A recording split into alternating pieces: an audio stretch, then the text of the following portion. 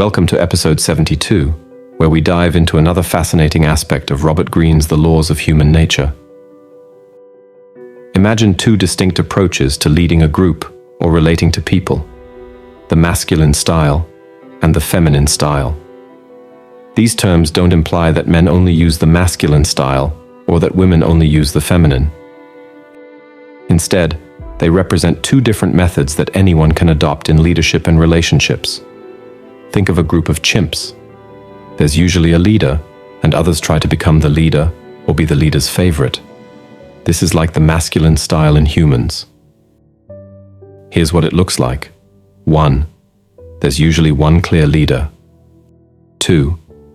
People either want to be the leader or be close to the leader. 3. The leader picks helpers to do what they say. 4. Everyone knows who's more important in the group. 5. Sometimes the leader uses fear to keep everyone in line. 6. The focus is on getting things done, no matter how. For example, in a workplace, a boss using this style might tell everyone exactly what to do. They care most about finishing the job, even if some people aren't happy about how it's done. Now imagine a group where everyone's trying to get along and work together. This is more like the feminine style. 1. The focus is on keeping the group happy and working well together. 2. Leaders try to understand how everyone feels. 3. Everyone gets a chance to share ideas. 4. It's not just about getting things done, but how they're done. 5. The group tries to make sure no one feels left out. In a workplace, a boss using this style might ask everyone for ideas and try to make sure everyone's okay with the plan before moving forward. Both styles have good points. The best leaders and the healthiest relationships often use a mix of both.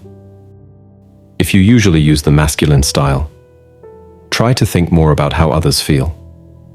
When you consider everyone's feelings and ideas, you might get even better results. Your team might work harder and have better ideas if they feel you care about them. Did you know that young boys are just as good at understanding feelings as girls? But as boys grow up, they're often taught to hide this skill. Some of the best leaders in history, like Abraham Lincoln, were strong, but also cared deeply about how others felt. This made them even better leaders.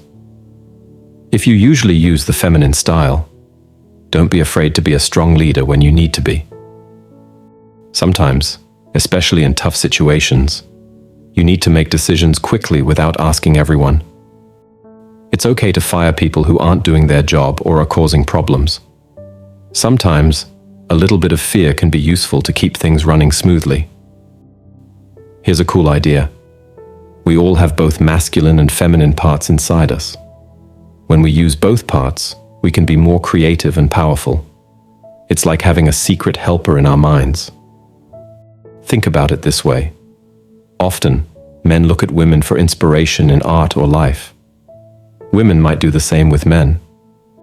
But what if we could find that inspiration inside ourselves? By using both our inner man and inner woman, we might come up with amazing ideas and see the world in new ways. As a wise person named Susan Sontag once said, "What is most beautiful in strong men is something feminine. What is most beautiful in feminine women is something masculine." This means that using both styles can make us more interesting and capable people. In the end, the best way to lead or to have good relationships isn't to stick to just one way of doing things. It's about learning to use both the masculine and feminine styles. This way, we can handle all kinds of situations and people better. We can be strong when we need to be, understanding when that's important, and know when to use each approach. By learning to use both styles, we're not just better at dealing with others. We also become more complete and true to ourselves. We can be strong and caring, decisive and understanding.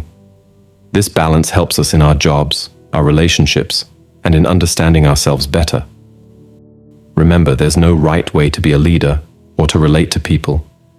The best approach is often a mix, changing based on what each situation needs. By learning to use both masculine and feminine styles, we give ourselves more tools to handle whatever life throws our way.